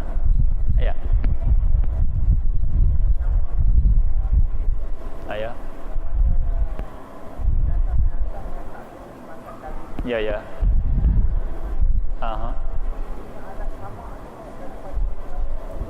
Alat samak kulit binatang yang tak halal makan daging sama je. Binatang halal makan daging, binatang tak halal makan daging, kita istisna tadi anjing dan babi. Semua tu bila bangkai jadi najis ke semuanya. Kamar dia cara kita nak samaknya, alat yang menyamaknya apa dia? Guna apa? Yang sebenarnya di dalam kitab fiqh kita, alat yang menyamak tu alat yang tajam rasanya dan dia boleh menanggalkan fadalat dia. Tiap-tiap alat yang rasa tajam, masam-masam dan tajam, seperti buah mencekani, seperti tahi burung merpati, dia misalnya tak mesti kena alat tu suci. Tetapi dengan secara kesimpulan, alat tak pasti. Alat yang kita nak proses tu tak pasti. Pastinya apa saja yang boleh keluarkan dia dari yang boleh mengeluarkan fadalat itu. Kalaulah kita, lembu kita mampu, misalnya contohnya lembu kita tepuh di kenderaan mati, kita nak samak kulit, kita sayang juga lembu kita, harga 2,000 kan. Kita nak ambil kulit dia, nak buat macam mana? Kita buang isi dia, perut dia, buang daging dia. Kita naik pergi ke highway, letak kulit tu di atas highway. Letak highway, kita tunggu kat tepi, buat kereta kita ada rusak ke, kita duduk ke tempat-tempat stesen minyak ke, kereta mari, dia jenyap pop boleh 100 buah kereta, habis dah daging-daging dia, tinggal kulit saja. Kita ambil mari, cucur air, cuci dah, boleh dah, tak payah, tak penat sangat kalau kita cerdik sikit lah. Kita letak kat highway tu, kita nak letak kat jalan raya tu. Tu alat samak, tayar kereta tu pun alat samak juga, dia proses dengan automatik, tak pakai modal. Boleh macam tu, boleh. Tak mesti alat lah, asalkan kita keluar, boleh apa saja yang boleh keluarkan fadalat dia. Asalnya nak keluar ni, kalau orang dulu dia susah nak ambil apa ni, susah. Tu dia cari alat untuk nak buang tu. Kita lah ni banyak dah alat, apa, sekat berai tu, apa orang panggil macam besi tak besi tu, dia panggil apa kat sini, buat basuh periuk yang kotor-kotor tu, besi, orang panggil tahik besi. Kalau kat sana panggil dulu tahik besi, orang tua dulu tahik besi. Dia menggosok-gosok. Itu pun boleh, tak pasti. Cuma kalau kita tahik besi ni takut rusak kulit tu, ada makan kulit tu, kita nak pergi buat baju, nak buat apa, tak bagus. Kalau kata tahik merpati ni, jadi kulit dia jadi bersih, jadi tak ada rusak ke apa. Tahik besi ni ada tajam-tajam dia masuk dalam kulit tu nak berkoyak. Bila kita nak buat baju, nak buat apa, jadi berkoyak. Itu cara untuk kita nak ambil kulit tu guna apa, begitu ya. Kalau dengan kereta tadi senang, bersih, selalu dah. Wallahu alam. Agaknya masa kita sudah cukup. Apa yang saya dapat sampaikan sedikit sebanyak, sekalipun tak sampai kepada matlamat yang kita jangka, kita harap dan saya harap bahawa ada manfaat yang banyaklah. Minta Allah Subhanahu wa taala bagi manfaat yang banyak apa yang dapat saya sampaikan. Sekiranya ada kesilapan dan kegelinciran, itu adalah daripada kelemahan diri saya dan daripada capokan atau capokan syaitan di atas penyampaian yang saya sampaikan. Agar Allah Subhanahu wa taala ampun dan minta Allah jaga di masa-masa yang mendatang. Akhir sekali sama-sama kita doa dengan Allah, minta Allah mudah-mudahan Allah menghimpunkan kita serta orang-orang yang Dia kasih serta orang-orang yang berjaya dunia dan akhirat. Minta Allah himpun kita di dunia dengan orang yang Dia kasih dan himpun di akhirat serta orang yang dapat syurganya. Alhamdulillahirabbil alamin. Allahumma salli ala sayidina Muhammadin nabiyil ummi wa ala alihi wa sahbihi wa barik wa sallim tasliman katsiran bi rahmatika ya arhamar rahimin. Allahumma 'allimna ma jahilna wa dzakirna ma nusina wanfa'na bima 'allamtana. Allahumma arinal haqqa haqqan warzuqna ittiba'ah wa arinal batila batilan warzuqna ijtinabah. Rabbana ij'alna minal ladzina yastami'una al-qawla fayattabi'una ahsanah. Allahumma atina min ladunka rahmatan wa hayyi' lana min amrina rasyada. Allahumma habbib ilaina al-iman wa zayyinhu fi qulubina wa karrih ilaina al-kufra wal fusuqa wal 'isyan waj'alna minal rasyidin waj'alna min ibadikal mu'minin al-mukhlisin waj'alna minal mahbubin fi qulubil mu'minin waj'alna minal faizin fid darain amin ya arhamar rahimin. Allahumma inna nas'aluka al-huda wat tuqa wal 'afafa wal ghina. Allahumma inna nas'aluka al-'afiyata fid dunya wal akhirah. Allahumma inna nas'aluka al-'afwa wal 'afiyata wal mu'afata ad-da'imata fi dinina wa dunyana wa ahlina wa amwalina. Allahumma astur 'auratina wa amin raw'atina. Rabbana atina fid dunya hasanatan wa fil akhirati hasanatan wa qina 'adzabannar. Wa sallallahu wa sallam ala sayidina Muhammadin wa ala alihi wa sahbihi ajma'in. Walhamdulillahi rabbil alamin. Subhanakallahumma wa bihamdika asyhadu an la ilaha illa anta astaghfiruka wa atubu ilaik. Wassalamu alaikum warahmatullahi wabarakatuh.